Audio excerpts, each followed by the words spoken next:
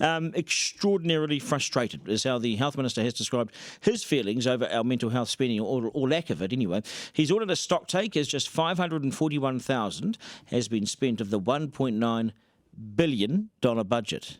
Unbelievable. And that was from 2 years ago. Can you believe money sat there then? He joins us now from the Beehive. Welcome, Health Minister Andrew Little. First, we might ask you about the COVID situation.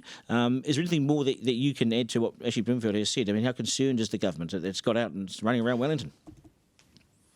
Yeah, obviously, so somebody has come here just for a weekend and they've left again, but they've obviously got around.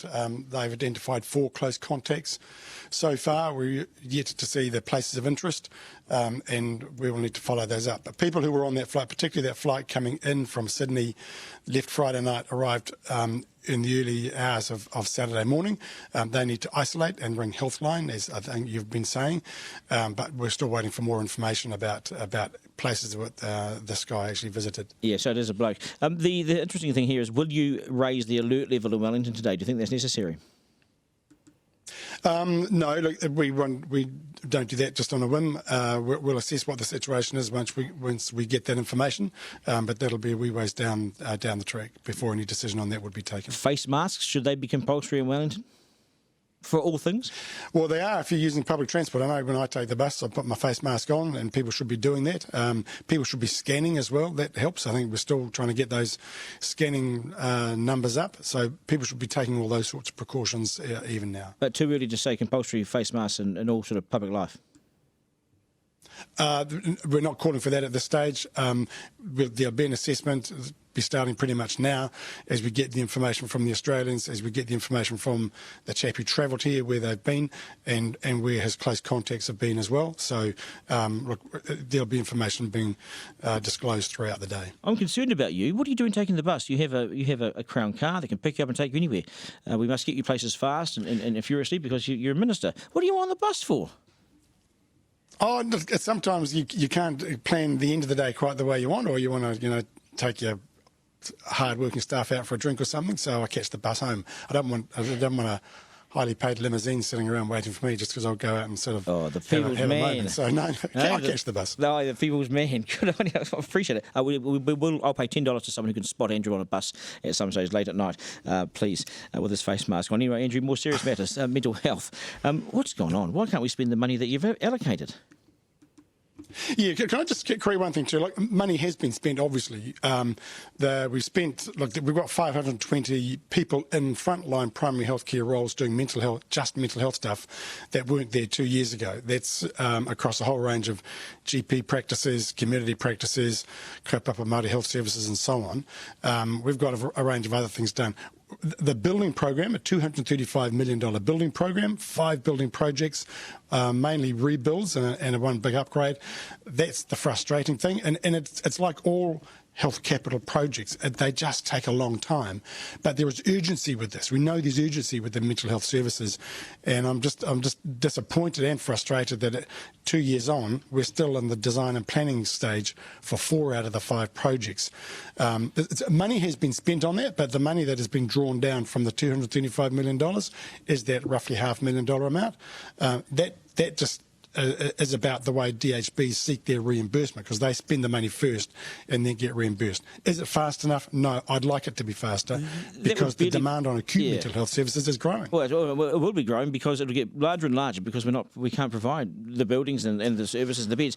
Hear me out though. This is interesting. $500,000 spent. That's barely the money for the resource consents to build these buildings. You're probably not even through the resource consenting stage.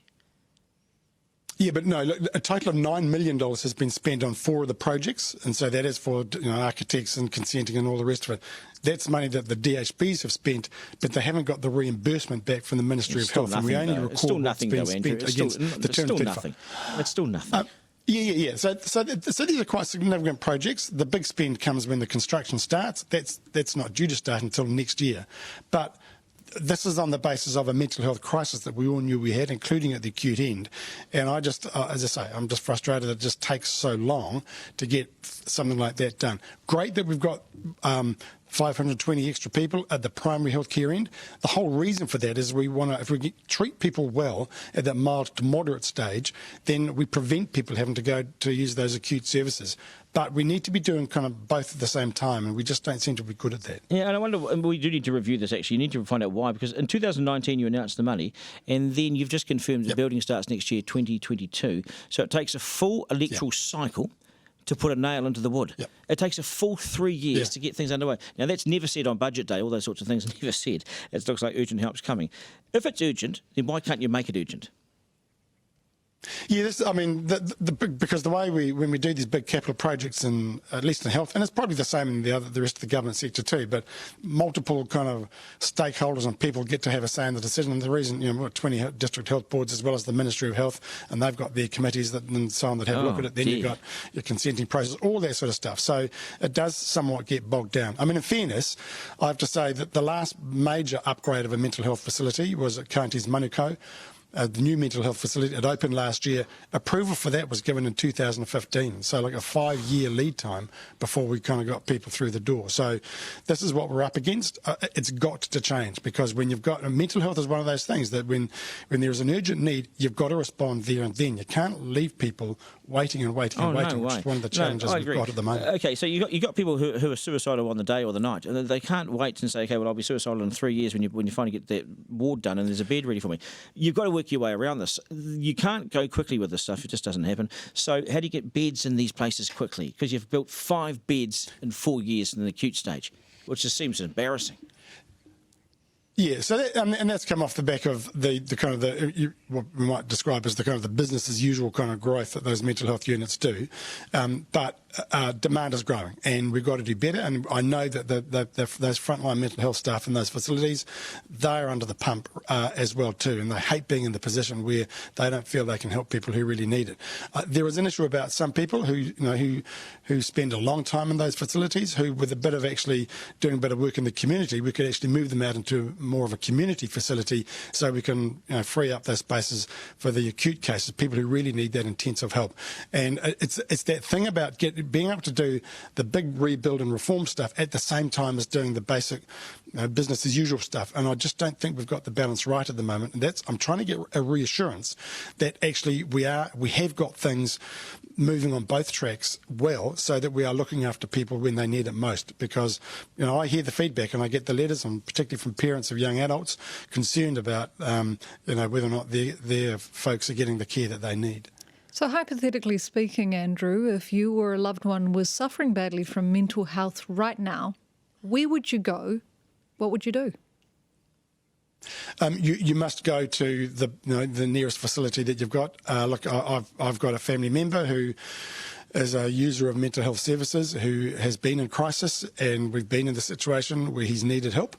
And look, he got on one occasion got help only because a community advocate just stood with another family member and him, and just said, we're not going until he gets the help he needs. It's an appalling situation to be in. That was some years ago, but this is the crisis that we know we've got. And when I take on the role of Minister of Health, that is in the forefront of my mind when it comes to mental health, is to make sure that nobody else has to go through that experience. And the mental health professionals, they will do what they can. I know they will do what they can. And even if it does mean that there isn't a bed there and then, it might be free a few hours later. They will do what they can, but people have got to get the help and seek the help when they need it. Andrew, we will leave it there. I appreciate you being upfront and really honest about the portfolio and the frustration as well. Here, and let's hear more of it. Health Minister Andrew Little, appreciate your time.